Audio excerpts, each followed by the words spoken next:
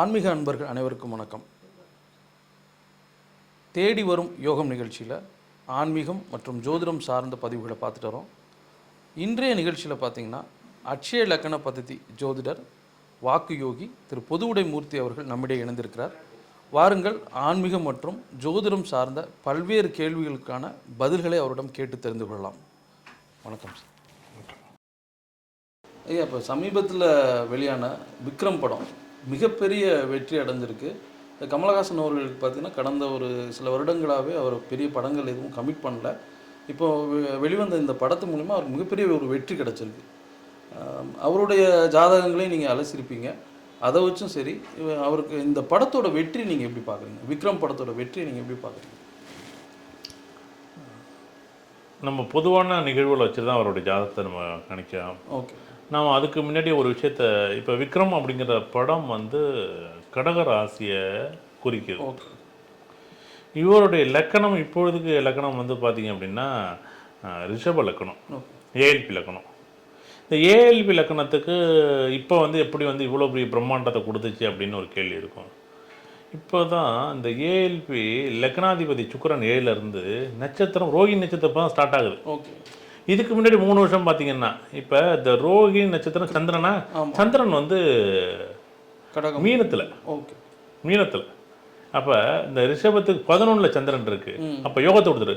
இந்த ரிஷபத்துக்கு 3ஆம் அதிபதி 11ஆம் அதிபதியை தொடர்பு இருக்கும்போது அந்த ரோஹிணி நட்சத்திரம் 1ஆம் பாதம் ஒரு குருட்ட அதிர்ஷ்டத்தை ஒரு யோகத்தை கொடுத்துட்டு. ஓகே. சரி, இதுக்கு முன்னாடி ஒரு 3 வருஷம் போங்க, எப்படி இருந்துச்சு பார்ப்போம். அப்படின்னா இப்போ அதுக்கு முன்னாடி பார்த்து கார்த்திகை நட்சத்திரம் 2, 3, 4 நட்சத்திரம், இது ஜோதிடர்களுக்கு தெரியும். அப்போ லக்னாதிபதி சுக்கிரன் 7ல் இருக்குது.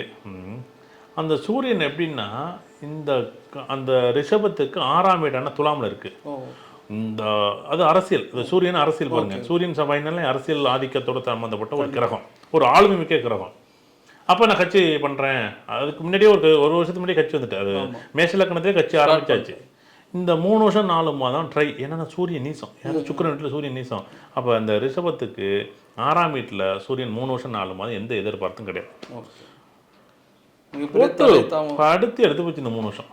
அப்போ இந்த கார்த்திகை நட்சத்திரம் முடிஞ்சு ரோஹிணி நட்சத்திரம் வந்தோடனே ஜாக்பாட் அடிச்சுட்டு, இப்போ அடுத்த வரக்கூடிய 4 வருஷமுமே எதை தொட்டாலும் வண்டி ஓடும். இதெல்லாம் ஒன்லேயே வந்துட்டு இருமலுக்கு எவ்வளோ வந்தாலும் லாபம் தானே. சினிமா சம்மந்தப்பட்ட விஷயங்கள் மட்டும், சினிமா சம்மந்தப்பட்டது தான். நல்லா கேட்டுங்க, அரசியல் சம்மந்தப்பட்ட விஷயத்தை நம்ம பேச வேண்டிய அரசியலுக்கு சந்திரன் சம்மந்தமே இல்லை. இப்பொழுதுக்கு 11ல் இருக்குது, இப்போ நல்லா இருக்குது, சந்தோஷமாக இருக்காரு. இந்த 4 வருஷம் 5 மாதம் வண்டி நல்லா இருக்குது. நடிப்பு சம்மந்தப்பட்ட துறையில் யோகத்தை கொடுத்துருது.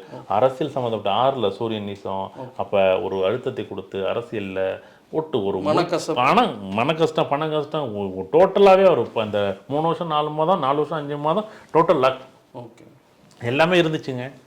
அரசியல் கட்சி ஆரம்பித்தோடனே எல்லாமே அப்படியே ஃபோக்கஸ் பண்ணி நடந்த மாதிரி இருந்துச்சு. எதுவுமே கையில் வரல, நடிக்க முடியலை, ஒரு விஷயத்தை உடனே பண்ண முடியலை.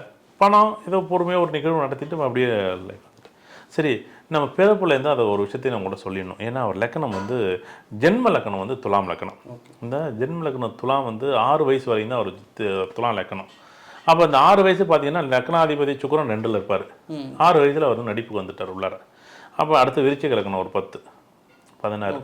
அப்போ லக்கணம் வந்து விருச்சிக லக்கணம், லக்னாதிபதி செவ்வாய் உச்சம். அடுத்து தனுசு லக்கணம், தனுசு லக்கணாதிபதி குரு உச்சம்.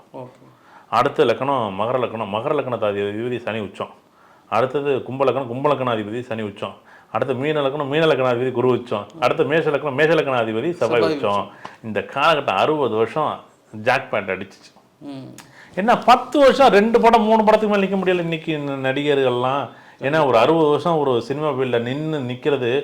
1000 பிரச்சனைகள் இருக்கலாம், 1000 ஏற்றத்தாழ்வு இருக்கலாம், நடிக்காமல் இருக்கலாம். ஆனால் இன்றைக்கும் அந்த 60 வயசில் அந்த ஒரு நடிப்பு திறமை, தன்னம்பிக்கை, அதெல்லாம் அதான் லக்னாதிபதி மேஷ லக்கணம் செவ்வாய் வந்து பலமாக இருந்துச்சு.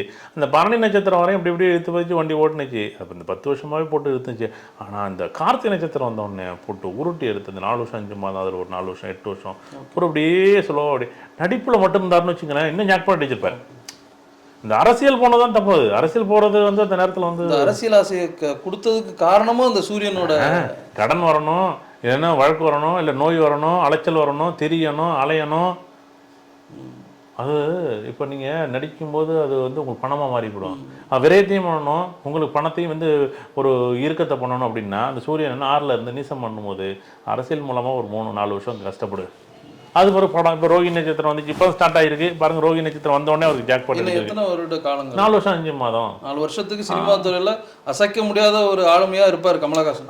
என்ன அடித்தாலும் வண்டி ஓடும், இன்னும் 10 படம் அடித்தாலும் வண்டி ஓடும். அவருக்கு என்ன அடித்தாலும் இருமலுக்கு எல்லாம் ஒரே படத்தில் வந்துட்டு, இருமலுக்கு வர்றதெல்லாம் எக்ஸ்ட்ரா தான். இந்த 4 வருஷம் 5 மாதத்தில் வர வேண்டிய ஒரே வருஷத்தில் வந்துட்டு அவ்வளோதானே, ஒரே படம் கொடுத்துட்டே. அதுவும் பாருங்கள், விக்ரம் படம் பாருங்கள், விக்ரம் இல்லாமல் வேற ஒரு படமாக இருந்தால் கூட அது வருமானம் கம்மியாக இருந்திருக்குங்க. பேர் வந்திருக்குமா, புகழ் வந்திருக்குமா, புகழ் பேரெல்லாம் பேர் வந்துட்டு இருக்கு. வருமானங்கிறது பார்த்தீங்கன்னா இந்த ரிஷப லக்கணத்துக்கு 3ஆம் அதிபதி கடகத்தில் வந்து உட்காந்தோடனே வருமானத்தையும் கொடுத்துட்டு பேரையும் கொடுத்துட்டு, அதான் ஏதோ ஒரு நிகழ்வு வந்து இவ்வளோ நாள் நல்லா எப்படி எப்படியோ நடித்தேன் அப்படியெல்லாம் இல்லை. இந்த படம் பாருங்க, நான் எதிர்பார்க்காத ஒரு படம். ஆமாம் ஆமாம், நான் எதிர்பார்க்கவே இல்லை இந்த படத்தை பற்றி. அப்போ வந்து அதில் லோகேஷ் கனகராஜோட அமைப்பும் வந்து ஒரு ஜாக்பாட் கொடுத்துட்டுச்சு. அதில் அதுவும் ஒரு சப்போர்ட் பண்ணியிருக்காது. கண்டிப்பாக வந்து இந்த மாதிரி அமைப்பு வந்து நல்ல சிறந்த முயற்சி, ஒரு வாய்ப்பு, நல்ல வாய்ப்பு தான் பயன்படுத்திக்கிட்டார் அந்த லோகேஷ் கனகராஜ். அதை சரியாக பயன்படுத்திக்கிட்டார். கண்டிப்பாக அது வந்து மற்றது மாதிரி இல்லாமல் ஒரு நிகழ்வை நல்லா பயன்படுத்தியிருக்காரு. நம்மளுக்கு அது ஒரு பெரிய ஒரு வாய்ப்பாக இருந்துச்சு. அது நல்ல ஒரு அமைப்பு. இவ்வளோ காரணிகள் சேர்ந்து ஒரு படம் வெற்றி ஆகுது. கடகராசிங்கிறது விட்டு தான் கடகராசிக்கு 11 குடையவன் 4 குடையவன் சுக்கரானா போடுவார். அட்டிச்சு தூக்கி விட்டுரும். அந்த கடகராசியில் பேர் வச்சு எல்லாமே ஒவ்வொன்று ஓடுவோம். அது கடகராசி திரைத்துறைக்கு மட்டுமா? திரைத்துறைக்கு மட்டும், திரைத்துறைக்கு மட்டும்தான்.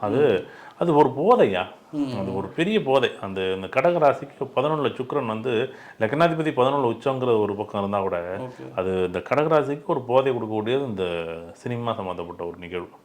அதேமாதிரி இந்த தனுசுக்கும் ஒரு போதையை கொடுக்கும். ஆனால் தனுசுக்கு போதை அப்படியே மறைமுகமாக கொடுக்கும். ஆனால் இந்த கடகத்துக்கு என்ன பண்ணணும்னா, அதுக்கு கண்ணுக்கு முன்னாடி வா நடிச்சு காமிக்கிறேன்னு அப்படியே அது உணர்வாக நடிச்சு காமிச்சிடும். ஆன் ஸ்பாட் கரெக்ட் அந்த நிகழ்வை அப்படி நடத்தி காமிச்சிடும். கண்டிப்பாக வந்து விக்ரம்ங்கிறது கடகராசி பேர் புகழ் கொடுத்துச்சு அப்படின்னு சொல்ல முடியும். தொடர்ச்சி வேறு சொல்லியிருக்கீங்கன்னா 4 வருஷம் வந்து உலக நாயகனை வந்து அசைச்சிக்க முடியாதுன்னு.